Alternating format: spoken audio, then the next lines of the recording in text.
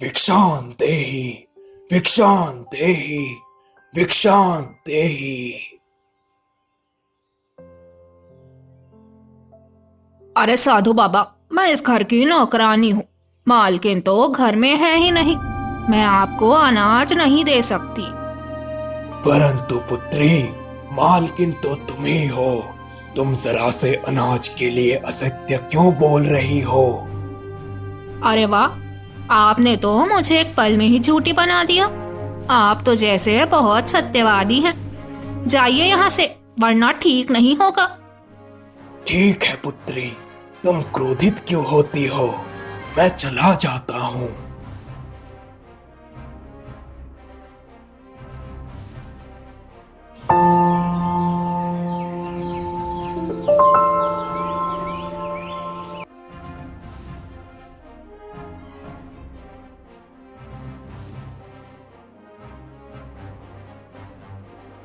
भिक्षां देहि, भिक्षां देहि, भिक्षां देहि।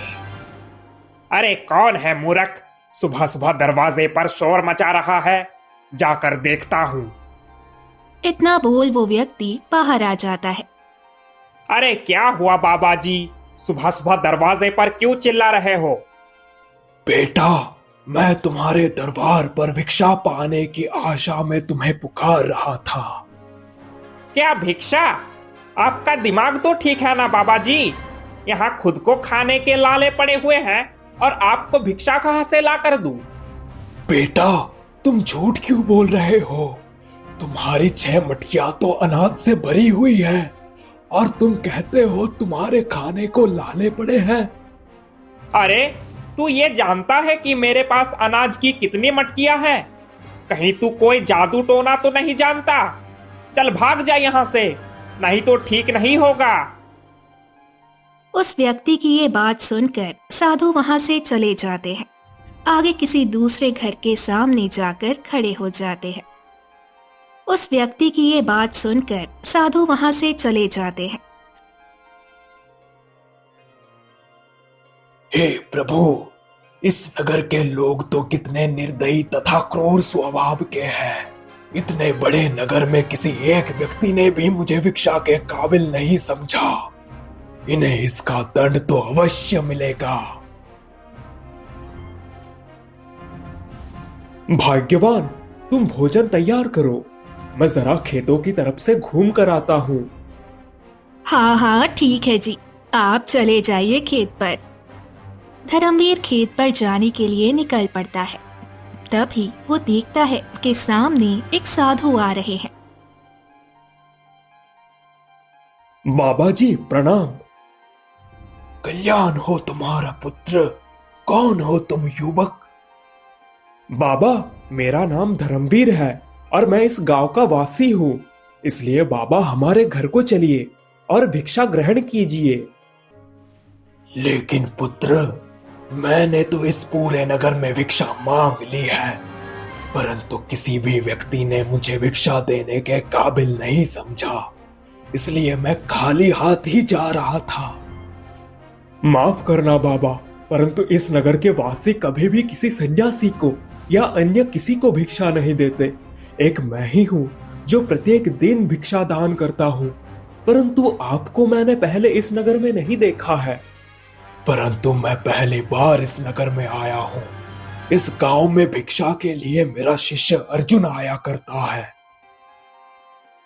आपको किसी ने भिक्षा नहीं दी तो कोई बात नहीं, मैं आपको भिक्षा दूंगा। वीर की ये बात सुन साधु हैरानी में पड़ जाते हैं, क्योंकि उन्होंने इस गांव को श्राप दे दिया था। नहीं पुत्र, मुझे क्षमा करना। अब मैं कभी भी किसी व्यक्ति से इस नगर से भिक्षा नहीं ले पाऊंगा। नहीं ले पाऊंगा का क्या अर्थ है बाबा? क्या हुआ जो आप भिक्षा नहीं लेंगे? क्या? पुत्र, जितनी जल्दी हो सके तुम इस नगर को छोड़कर चले जाओ, क्योंकि मेरे इस नगर से जाते ही ये नगर हमेशा के लिए अग्नि की गोद में चला जाएगा। क्या? अग्नि की गोद में चला जाएगा? ये आप क्या बोल रहे हैं बाबा?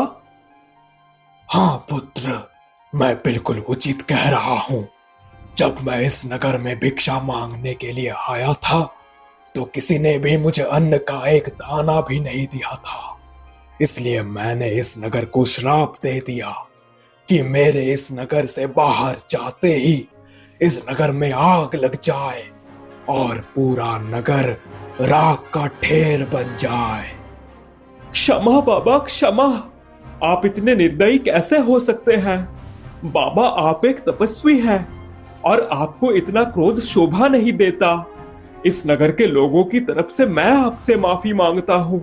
क्षमा कर दीजिए बाबा, अपने श्राप को वापस ले लीजिए।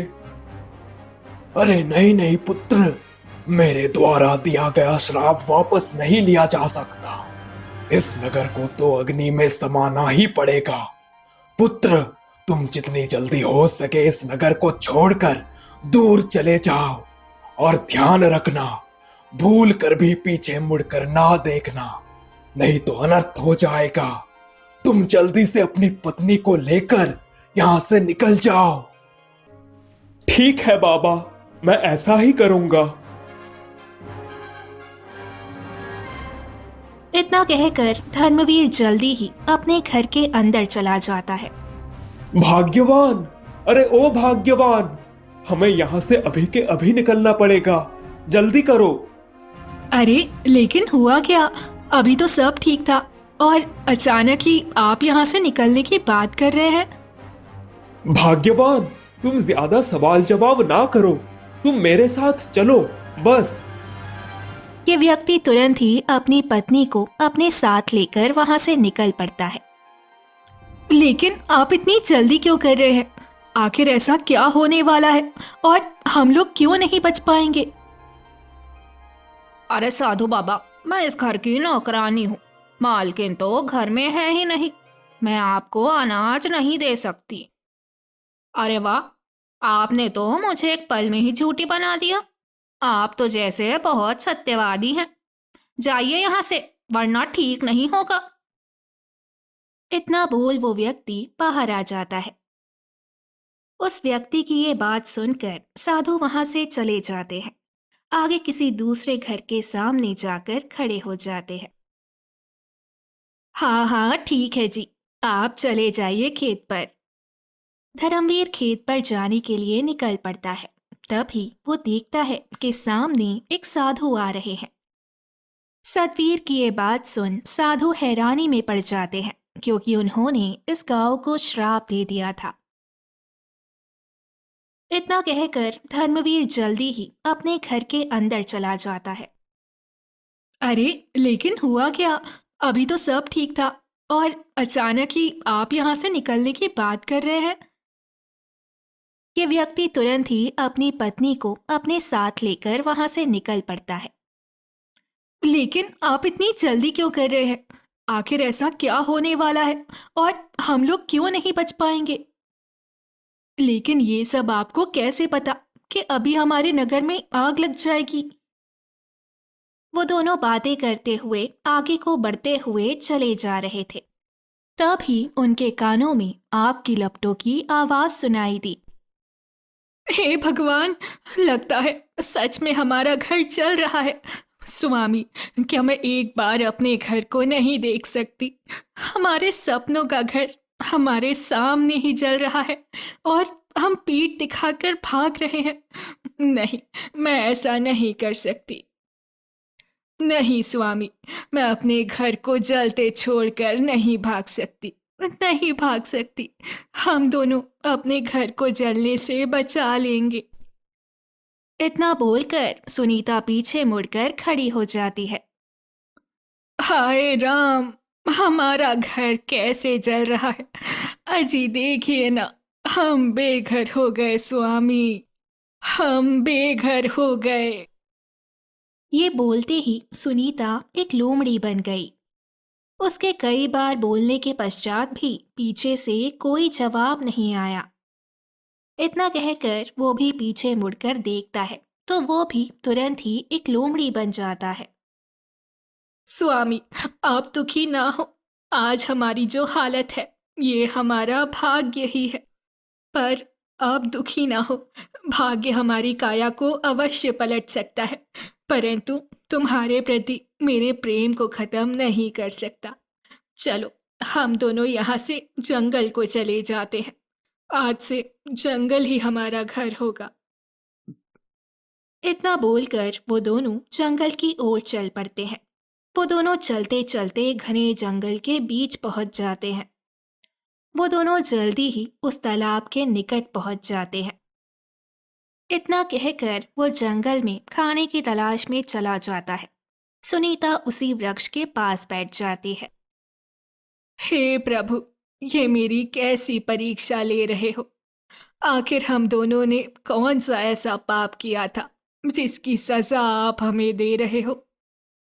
बेचारी सुनीता वृक्ष के पास खड़ी ये सारी बातें सोच सोच कर दुखी हो रही थी। वैसे स्वामी, पता नहीं क्यों मुझे भूख ही नहीं लग रही। ये फल आप ही खा लीजिए। नहीं स्वामी, आप ये कैसी बातें कर रहे हो? ऐसा कभी नहीं होगा। मैं इन फलों को अवश्य खाऊंगी। लोमड़ ये सारी बातें बोलता हुआ जा रहा था।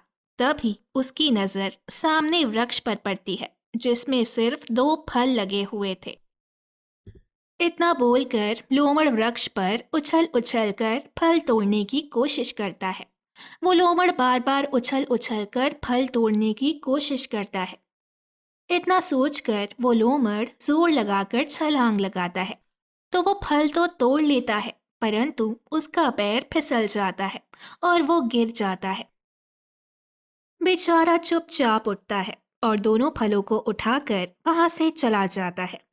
लोमड़ी धीरे धीरे लोमड़ के शरीर को दबाती रहती है तो लोमड़ सो जाता है।